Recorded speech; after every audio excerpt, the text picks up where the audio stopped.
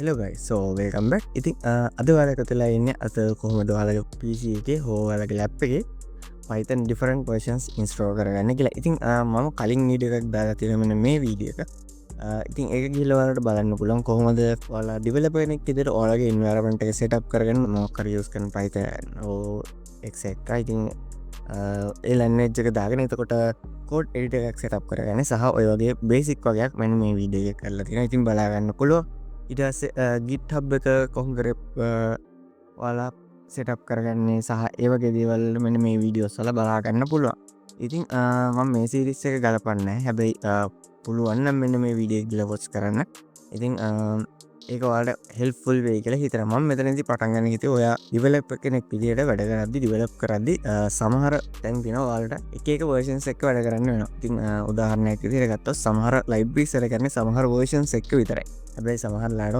ලේටස් එකත් එක ඩිවලප් කරන යන්න ඉන්න ආස්ථා තින මොකද සමහ ලෝන්ටම් ඇපලිකේෂන් සල දැන් පරණ ලයිබ්‍රේ තිබොත්තේම ඒක ටික කාලයක් ඇති ඩිස්කන්ටෙන් වෙන්න පුළන් ඉතින් ඒත් එක නව අප්ඩේට් සල්ට යන්න වෙනවා ඉතින් මේ වගේ ශියසගත් තින මං කලින් විඩියගේ කිවම ගොඩක්ම පයිතන් බේස් තම ෆෝකස් කන ගොද ඒක තමගේ මේල්ලන්නේචක විදිරවන් තෝරගෙන තිය ඉතින් ඒකෙදී අරවිදියට කොහොමද අපි වෝෂන්ස් ඩිෆරන්ටලි ඉන්ස්රෝ කරන්න ඉන්න සේම් මශන් අපි එක් කොහොම කරන්න කියල බල හරි ඒකට වාට තින පයි ඒන්නේ වින් කියලා ලයිබ්‍රිය එකක් ඉතින් මේක කස්ටම් දිවලප්මන්ට් එක ඉතින් මේක වාට ඕපන් සෝස් තින මේ සෝස් කෝඩ් කරගෙන වාට ඕන දිට එඩිට් කරන්න සහ කන්ට්‍රිබියුට් කරන්න පුළන් ඉතින් පලක පිසිකට මේ සරලව දාගන්න පුළ ම එකට නෝෂන් ඩොකීමෙන්ට් හදල තියෙන ඉතින් එක පල ඩිස්ක්‍රපෂණ එක තින ඒවගේම වාට මගේ සයිට් එකට කියල්ල ඇක්සස් කරන්න පුළන් උදිත් සඳරුවන්.me ඉතින් මේකද දැනටනම්වාට බලාගන්න වෙන්න ඉස්සර අනිවාරෙන් මේක ඒකට කියලා වාට මෙතන ටියුටෝරියල් කියලා වෙනම සෙක්ෂන් එක හදන්න ඒකට කියලා වාට ඔක්කොම ඇක්සස් කරන්න පුළුවන් විදිහට හරි ඉතින් ඔයාලා දෙන ඉස්සෙල්ලා මෙන්න මේ මම මෙන්න මේ ලින්ක් එක දාලා තියන්න ඩිස්ක්‍රිප්ෂන් එකේ ඉතින් මේකට ගිහිල්ලා ඔයා ඉස්සෙල්ලා මේ කෝඩ් එකට ගිහිල්ලා ඩවුන්ලෝඩ් සිප් කියන බටන් එක ක්ලික් කරලා සිප් එකක් විතර ඩවුන්ලෝඩ් කරගන්න ඊට පස්සේ ඔලා ස්ටෙප් 2 ඔලා ඩවුන්ලෝඩ් කරගත්ත සිප් එක එක්ස්ට්‍රැක්ට් කරගන්න. ඉතින් එක්ස්ට්‍රැක්ට් කරගත්තට පස්සේ ඔයාලට මෙන්න මේ විදිහට ඉතින් මේක මෙහෙමම සයිඩ් එකෙන් තියන්න කියලා ඔයාලට ඊළඟට කරන්න ඕනේ මෙන්න මේක ස්ටෙප්ස් ටික බලන්න. මම ඉතින් මේ කරන්නේ Windows වලට Windows 10 11 කොහොමද ඉන්ස්ටෝල් කරන්නේ කියලා. ඉතින් ඔයා Mac user කෙනෙක් නැහැ. ඒ වගේම ඔයා Linux user කෙනෙක් නැහැ. ඔයාලවත් අමතක කරලා නැහැ. මේක තියෙනවා ඔයාලට ඒක ඉන්ස්ටෝල් කරගන්න කියලා. ඉතින් කේස එකක් නැහැ වලට මේක ෆලෝ කලා ලේසින් ඉන්ස්ට්‍රෝ කරගන්න පුළුවන් ඉතින් ඉන්ස්ට්‍රලේෂන් ස්ටප් එක විතරයි මෙතන වෙනස් වෙන්නේ ඉතුරු විතර ඔක්කොම සේම් වගේ තමයි යන්නේ ඉතින් ෆස්ට් ෆයිල් එක ඩවුන්ලෝඩ් කරලා ස්ටාර්ට් කරගන්න ඉතින් ඊට පස්සේ පුළුවන් Windows user කෙනෙක් නම් ඔයාලට පුළුවන් ඔයාගේ C drive එකේ users කියන directory එකේ ඒකේ ඔයාගේ user directory එක කියන ඔයාගේ name එකක් තියෙන user directory එකට ගිහිල්ලා .py.eme කියලා ෆෝල්ඩ් එකක් හදාගෙන ඉතින් මේකට ඔයාලට යූස් කරන්න පුළුවන් ක්‍රම දෙකක් තියෙනවා එක තමයි ඔයා ටර්මිනල් එක යූස් කරලා එහෙම නැත්නම් ඔයා කෝඩ් එඩිටර් එකක් යූස් කරලා මම මෙතඩ්ස් දෙකම කියන්නේ ඉතින් ඔයාලට පුළුවන් මෙන්න මේ py.eme කියන එක හදාගන්න මේ විදිහට ඔයා ඉස්සෙල්ලා මෙනවා වගේ C drive එකට C drive එකේ ඔයාගේ users කියන ෆෝල්ඩ් එකේ ඒක ඇතුලේ තියෙනවා මෙතන public and ඔයාලට දුරට ඔයාගේ PC එකේ name එකත් එක්ක තමයි දෙවෙනි user folder එක තියෙන. ඉතින් ඒකට ගිහිල්ලා ඒක ඔයාලට පුළුවන් first time එකේදී මම කියලා දෙන්නම් කොහොමද terminal එක use කරලා මේක හදන්නේ. එහෙම නැත්නම් terminal එක PowerShell එක cmd මේ ඕන එකක් use කරන්න පුළුවන් command prompt. ඉතින් මම command prompt එක use කරනවා. මේ විදිහට මම command prompt එක එනවා cmd කියලා ගහපුවම ඔයාලා command prompt එක මේ විදිහට open වෙනවා. ඉතින් මේකෙදී ඔයාලට පුළුවන් mkdir space dot මෙන්න මේ py.env කියන නේම් එක ගහන්න. ඉතින් මේක ඒත් එක ඔටෝමැටිකලි ක්‍රියේට් වෙන කිසිම ඉෂුවක් නැතුව. ඉතින් මෙතනදී ඔයාලට පුළුවන් මේ නම් මම කරේ ඩිරෙක්ට්ලි මෙන්න මේ ලොකේෂන් එකට ගිහිල්ලා මේ විදිහට තමයි කමාන්ඩ් එක ගහලා මේක ක්‍රියේට් කරේ. එහෙම නැත්නම් ඔයාලට ඕන තැනක ඉඳලා කියන්නේ මේ ලොකේෂන් එකට යන්නේ නැතුව හදාගන්න විදිය තමයි මේ තියෙන්නේ. ඔයාලට පුළුවන් මේ විදිහට ටර්මිනල් එක කැමති තැනකින් ඕපන් කරලා ටර්මිනල් එක පාවිච්චි කරන්න. මේකට ටර්මිනල් එක පාවිච්චි කරලා ඔයාලට පුළුවන් මේක කමාන්ඩ් එක ගහලා ඩිරෙක්ට්ලි හෝම් එක තියෙන එක ඔටෝමැටික්ම කන්ෆිග් වෙන්න තියලා ඒක ඔයාලා ක්‍රියේට් කරගන්න. ඉතින් මේක එන්ටර් කරපුවාම මේක ක්‍රියේට් කරලා මම එන්ටර් කරන්න යන්නේ නැහැ. හේතුව මම ඔල්රෙඩි ක්‍රියේට් කරලා තියෙන හින්දා.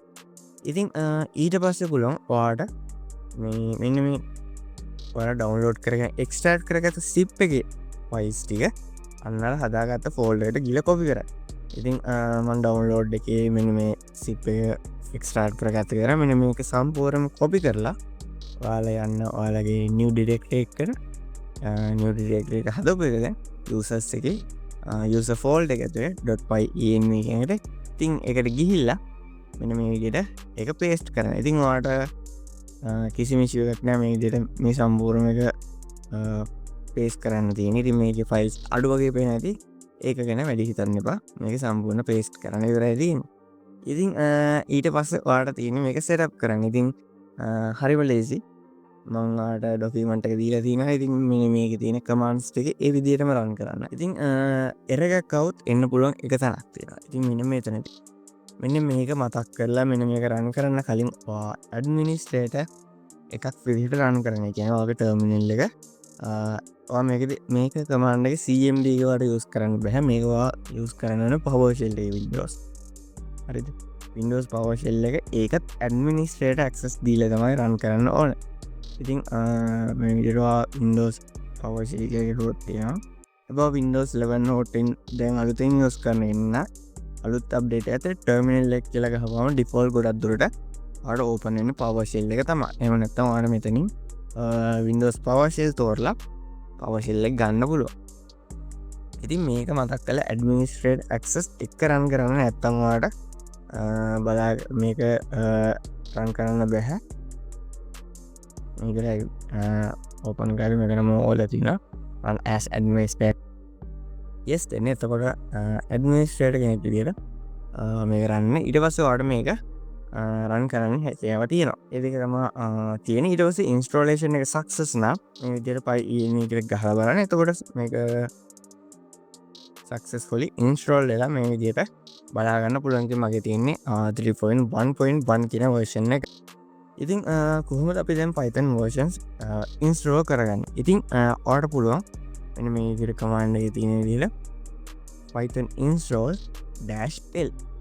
ඉතින් මේක ගහ ඔයාලට පුළුවන් සම්පූර්ණ list එකක්ම ගන්න මොනවාද ඔයාලට install කරගන්න පුළුවන් versions කියලා. ඉතින් මේක ඔයාලට බලා ගන්න පුළුවන් ගොඩාක් versions තියෙනවා. ඉතින් මෙතනින් උඩ ඔක්කොම තියෙන්නේ Python ලගේ versions, native versions. ඉතින් මේක අරමු අපි 3.0 2. ගණන් ඉඳලා support 2.4 ඉඳලා ඔයාලට ලේටස්ට්ම රිලීස් එක වෙනකම් තියෙනවා. මෙතන එක්ස්පෙරිමෙන්ටල් රිලීසස් හිටන් තියෙනවා. ඉතින් ඒ නිසා ඔයාලට එක්ස්පෙරිමෙන්ට් කරන්න ඕන උනත් කිසිම ඉෂුව එකක් නැහැ. මම මේ විදිහේ ලේටස්ට්ම දාගෙන තියෙනවා මගේ 3.13.2 කියන version එක.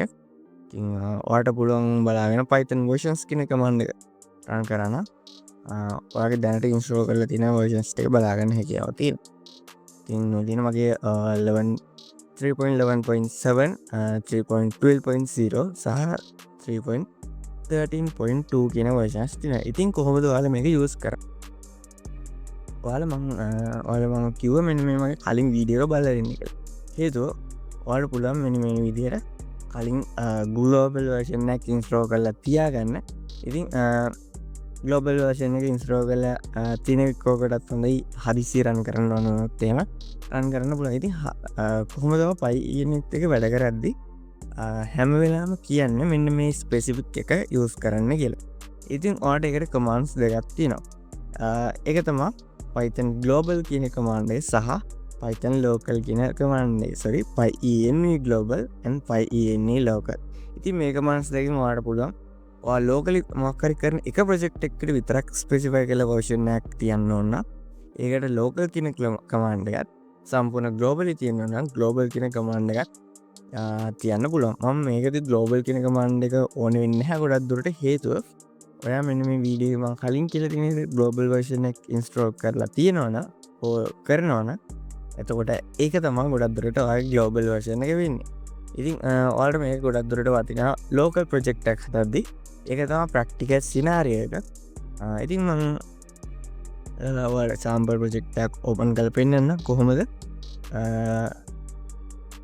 මේක ලෝකලි යස් කරන. ඉතින් මම මගේ වර්ක් ස්පේස් එකට එනවා CMD එකක් හදාගෙන ඒක මම යනවා ඕල් එක ක්‍රියේට් කරන්න.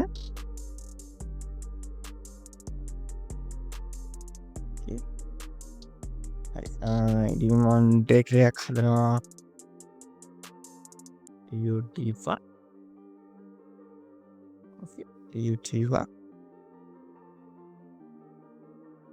හරි මම ඊට පස්සේ එකට යනවා. හරි දැන් අපි Python version එක check කරලා බලුවොත් එහෙම දැන් තියෙන්නේ 3.13.2 කියන version එක. ඉතින් මම මේක PyEnv use කරලා මගේ වෙනත් version එකකට හරවනවා. ඉතින් බලමු මගේ දැනට available versions වෙනවා. එන්න මේ ටික 3.12.0 13.2 සහ 11.7 ඉතින් අපි බලමු මට ඕනේ දැන් 3.12.0 එක use කරන්න. දැන් මම already 13.2 එක තියෙන ඉඳන් මම ඒක දැම්මොත් මේක work කරනවාද කියලා ඔයාලා බලා ගන්න බෑනේ. ඒ නිසා මම 12.0 එක locally use කරලා පෙන්නන්න. ඉතින් මට පුළුවන් PyEnv 3.12.0 කියලා use කරලා ඉතින් ඒ අතරමැදට කමාන්ඩ් එක local කියලා දාන්න පුළුවන්. ඉතින් එතකොට PyEnv local අදාළ version එකේ නම. ඉතින් version එක දාපුවම මේ විදිහට enter කරපුවාම ඔයාලට ඒ folder එක කියලා බලා ගන්න පුළුවන්. ඒකේ තියෙන මෙන්න මේ විදිහට .python dash version කියලා ෆයිල් එකක්. ඉතින් මේකෙදි කරලා තියෙන Python version එක මෙතන specify කරලා තියෙනවා බලා ගන්න පුළුවන්. ඉතින් දැන් මම කියලා කලින් command එකම run කරොත් එහෙම ඔයාලට බලා ගන්න පුළුවන් දැන් run වෙන්නේ Python මෙන්න මේ directory එක කියන්නේ workspace එකේ tut_1 කියන directory එකේ run වෙන්නේ මෙන්න මේ 3.12.0 කියන version එක. ඉතින් ඔය විදිහට ඔයාලට version මාරු කරගන්න පුළුවන් කැමති එක්ක. දැන් මම ආපුවගේ කලින් version එකම set කරගන්නම්කෝ 13.2.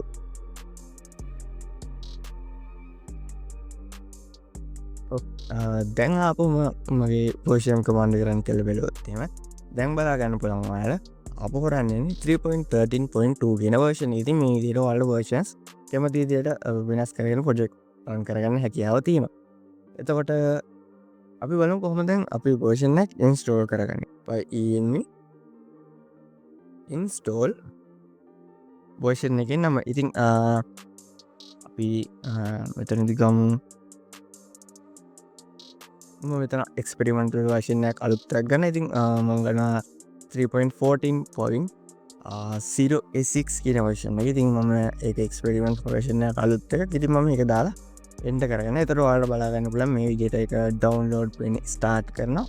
ඉතින් අපි බලමු download වුණාට පස්සේ හරි. ඉතින් ඔයාලට බලා ගන්න පුළුවන් දැන් completed මම Python versions කියන command එක run කරලා බලුවොත් එහෙම ඔයාලා බලා ගන්න පුළුවන්. ඉතින් මම download කරපු version එක experiment version එක තියෙනවා. ඉතින් මේ විදිහට තමයි ඔයාලා multiple Python versions වගේ එක PC එකට install කරලා ඒක use කරන්නේ. ඉතින් මේක ගොඩක් දුරට ඉස්සරහදී වැදගත් වෙනවා. මම ඔයාලා ඉස්සරහ වීඩියෝ එකේදී කියන්නම් කොහොමද project එක develop කරන්නේ. Python environment එකක් create කරලා ඒක activate කරලා ඔයාගේ install කරන packages local version එක තියාගෙන ඔයාගේ global PC එකත් එක්ක involve වෙන්නේ නැති විදිහට දිගටම development යන්නේ කොහොමද කියලා. සහ මම ඉස්සරහට tip එකක් කියන්නම්. මෙන්න මේ විදිහට ඔයාලට framework එකක් කියන්නේ ඉතින් ගොඩක් දුරට university projects එකකදී developer කෙනෙක් විදිහට ඔයාලට time එක කියන එක මාර වැදගත් වෙනවා. ඉතින් time එක save කරගන්න අලුත් framework එකක්. ඉතින් industry එක ඉස්සරහින් ඉඳලා තිබ්බ framework එකක්.